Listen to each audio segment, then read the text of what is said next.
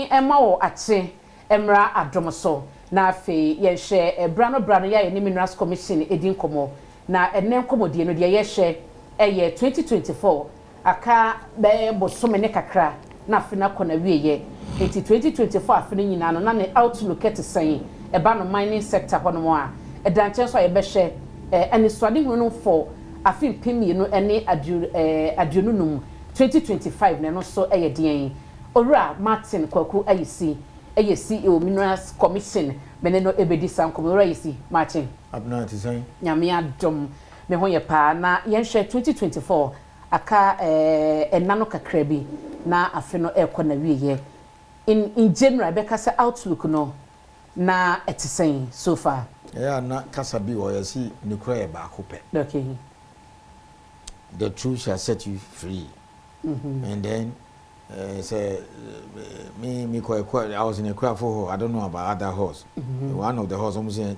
the true stance and I be bisa. Abna nu create true do nu create honey. Say obey mining a free Ghana mo. It's like yes, it's our DNA tree mo you can say. Eh DNA. Yes, yes, we name. Yeah, who papa ne o mama say yes. Wow. Wow. DNA.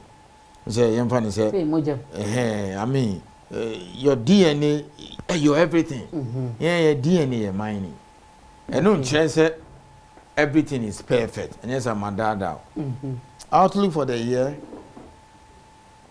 In fact, akoye pa enye mining anka. Things will have been extra tough. Okay. No, and Charlie, God loves Ghana. Minim dientia, say nyame share say this year price in Pija. So the highest price, ever in history for gold, ever this year. Wow. Among government benya more money revenue. More taxes. Who can be say the highest galamsey super this year? Who the Rebecca and once until the outlook for the rest of the year is so bright. Trump winning and another price of gold, but Femka crazy. But it has gone up again.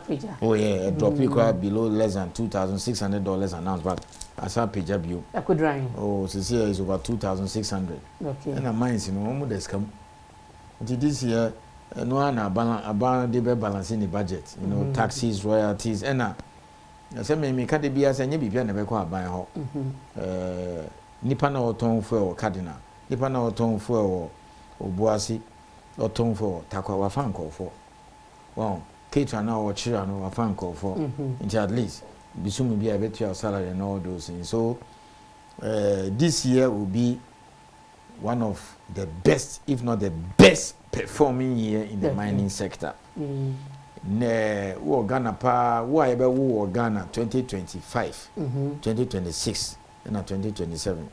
Da onyam ase. E den o. Ah ye be be 4 new mines. A half enough be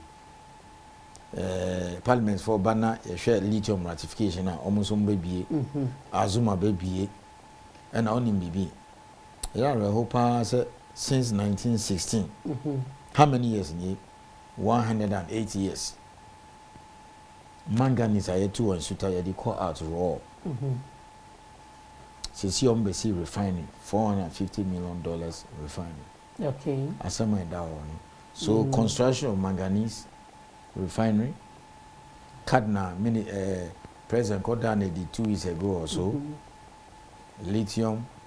Ahafo and Azuma resources.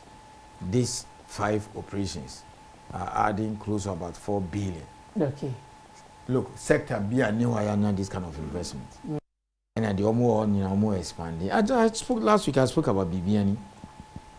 Go here for 6 years. And then look at the amount of money they spend in 2023. $122 million on supplies. Almost be a bear. August, October, 2022. So that's what it means when you give money to it. But say I'm banning service money, that one, forget it. Aluvia mining. No, next week, I'll spend time to discuss types of mining in Ghana. Alluvia mining no boss alluvia no tia se san. Inti da me bisa wono. Onim o kan alluvia onim se na nkofo tia se nsuo.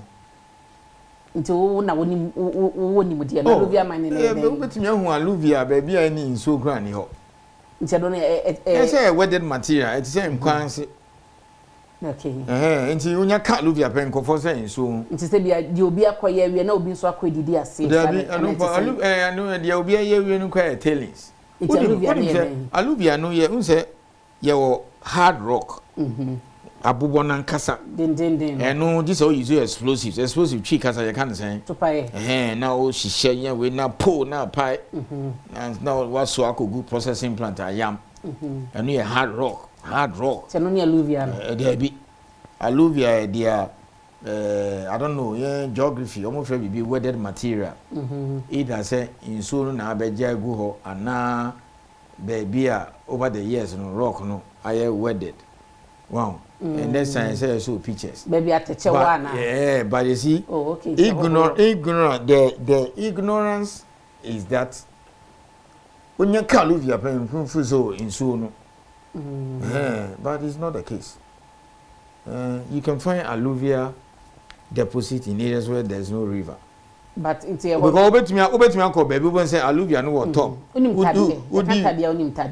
Tadie then. We say baby one ma insu na ho so no insu ta baby I say nti won ye mre pa tadie meaning but I mean person me correct you no say again it's all part of ignorance. That's not an insult of course. Yeah, oh, discussion. No, that's cool. What I want you and the viewers and the listeners to understand is alluvia no nche say insu. Okay. Wow, no na nkofo ni munya ka alluvia but say water body no. Obetumi call baby and so ni wa hard rock. Okay? And top no ye alluvia deposits. I break it down for a lot of over centuries. Nti almost two anu we are no master hard rock. Okay. So that one you may even have to create a small dam and maybe over sinking bore at their process it. Nti Ghana for the onya ka alluvia pe omo say oh in so na it has to do with brain prime it's total ignorance. Okay. Alluvia does not necessarily mean the water body. That's it. So I'm correcting that. Okay. That's why I'm saying me I'm a pet time I could read this story no. But nuclear power no say yembani surface mining I don't know. It cannot happen. Both large and small scale. Why? Why should you do it? Separate it from illegal mining. I say me down no. Wow. No, but that time now debate no buy yembani yen stop small scale mining. Near reset. Some commission here buying by here in Chichi. Say ban there is out. Reasons being MIA. In Kofor be no underground. Oko is 3 months. Baby, I'm a minister free. They're cooperating. No underground. Oko takwa underground. It is a oko jina takwa and now oko jina TV so now see you. Yembani small scale mining. Cry all together. Nyenchen kakra nyenchen yemabiansa. Obi o takwa no obetumi show say oh yeah papa. Because oko takwa underground mining. That means Obeka say you come to Takwa and come and see what we do. Uko Takwa, who are more than 50,000 small scale miners. Omo underground.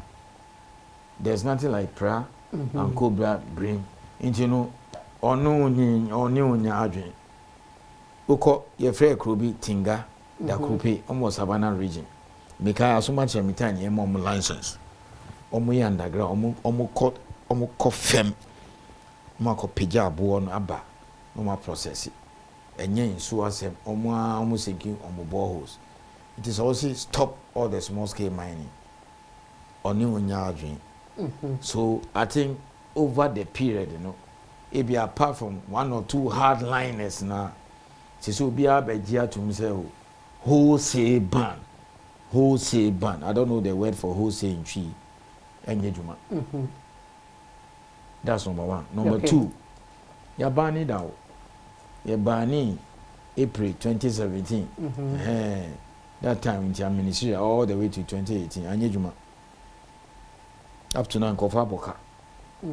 Into obi a wakoji loan be $2-3 million and $500,000. Otini takwa. Otini dakupe. The tinga was sinking shaft. Okay, abwakapa on tin so sabi wa ni bo na ni dam kakra bi kama. Na anopa okra ni yira eno saw TV small scale mining is banned in Ghana. You are asking him to jump through the window and die. Because when the banks come after that guy, where is he going to get the money to pay? And you are punishing him for something he did not do. So like make a lot of TV stations say who have no TV. Nyamin Pegu Ibia or sister, a friend or sister. A friend is saying, a mampoma. Nyamin Pegu, now police were by Rambo Fio. I'm Mampoma way, or Kofo be pest. Now I choke. What is the meaning of that? Una Kofa pest. Now the assumption is that you chill up now with family and I'm on web produce you. I'm Mampoma. Who better message? Police, okay, yeah, police for into about Umbra, what do you call it? Police station. They can leave a message. They cannot even tell you, say, Fanobra. Because it has nothing to do with into about you can pass on the message. Say, okay, I'm Mampoma, I'm police for I'm say, bra. If you follow her because you are the sister or you take a lawyer. So I'm saying that under no circumstance should the police come and arrest you for something your brother or mother has done, simply because chini mama ni papa, they will produce a person. But it is the same argument here. Takwa for see, yeah, no underground. Yen saying so, yen ben so. Inti omo yes idea no.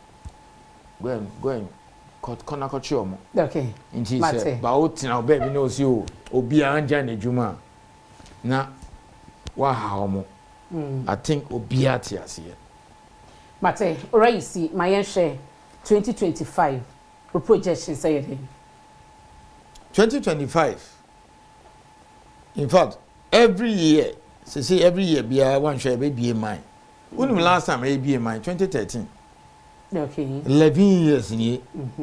Fresh my cardinal, same no. So it tells you say in shifim e bibia.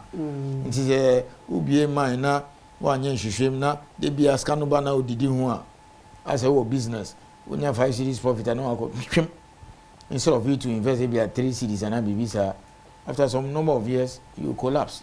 So 2025 is so exciting for a number of reasons. One, the manganese construction will be ongoing for the refinery. That's $450 million.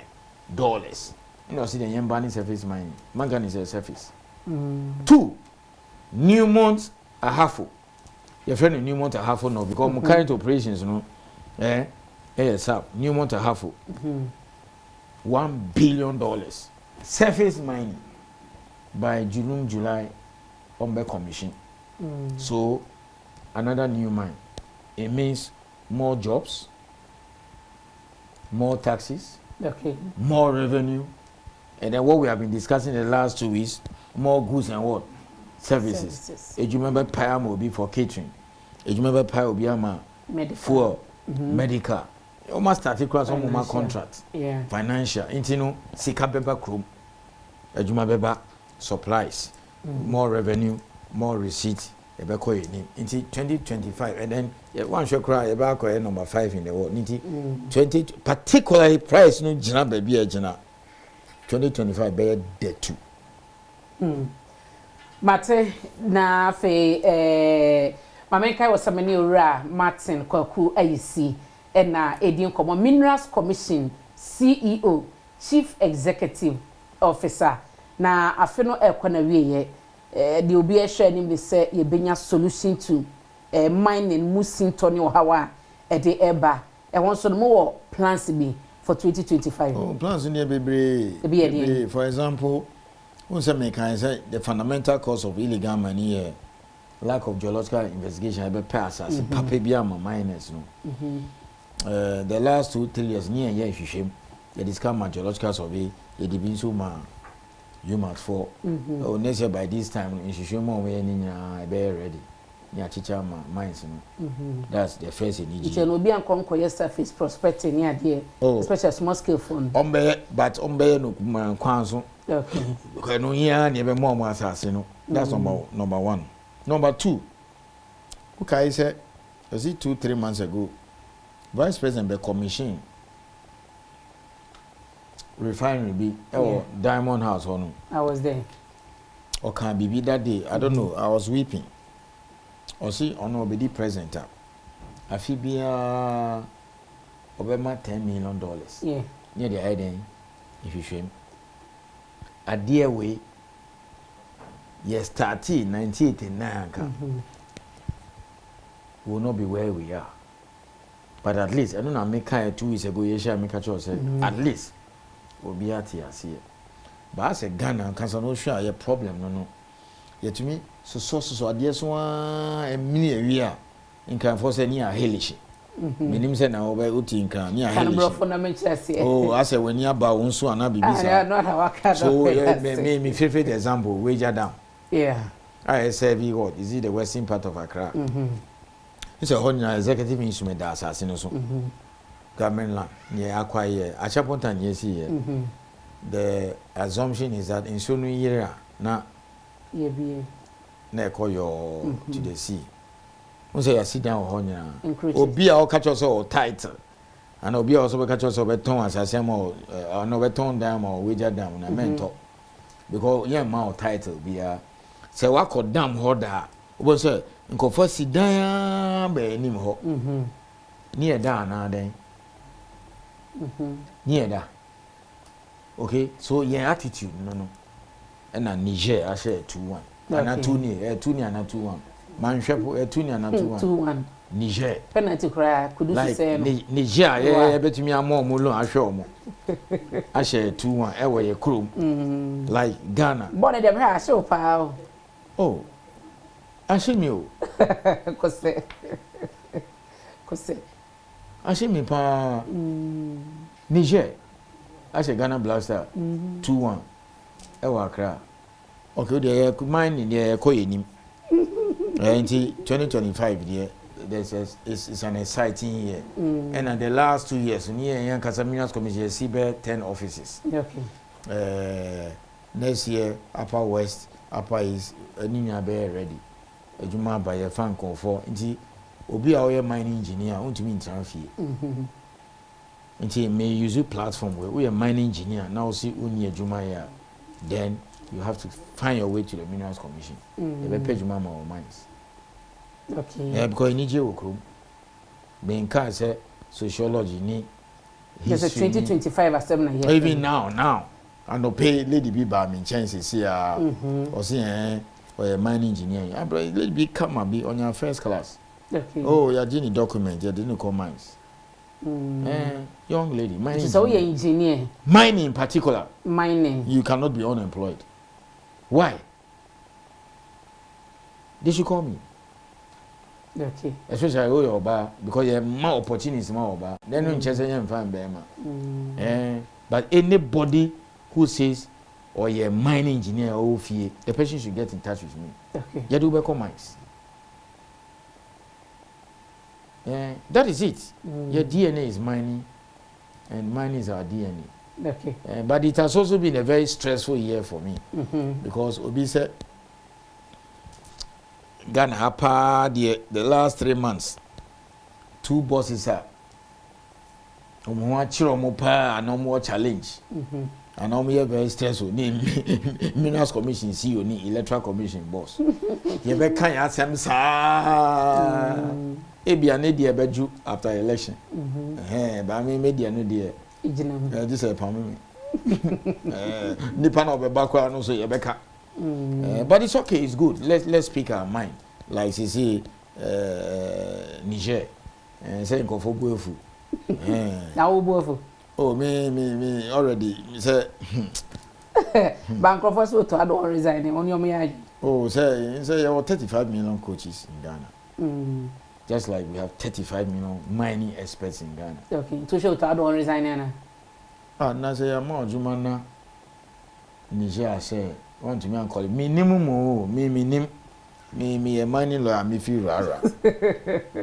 Even though I was a good footballer, I knew me mami anka e bia na anka me bobo. But you ain't contracted. Were you contracted to take us to World African Cup? But as a coach, Bibi no, maybe so. Bibi was because me kai say some time ago move far nyanchi teacher mom say oh coach bi as all the do semi finals and say quarter and bibi sa. Intinu is it the case oh your management say on fine on qualify whatever. Bakubi na on ti ye kasa na obroni bisa. Okoya later also be banning. So it's okay.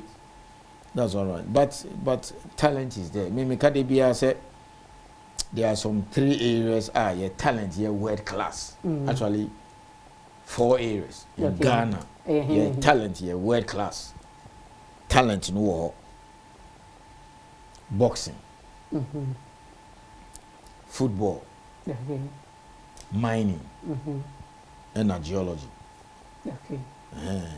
Also boxing, football, no, they still are, we are struggling. But mining engineers and geologists are the best in the world, some of the best in the world. I can hit my chest and say that a mining engineer from Ghana, a geologist from Ghana, is one of the finest in the world.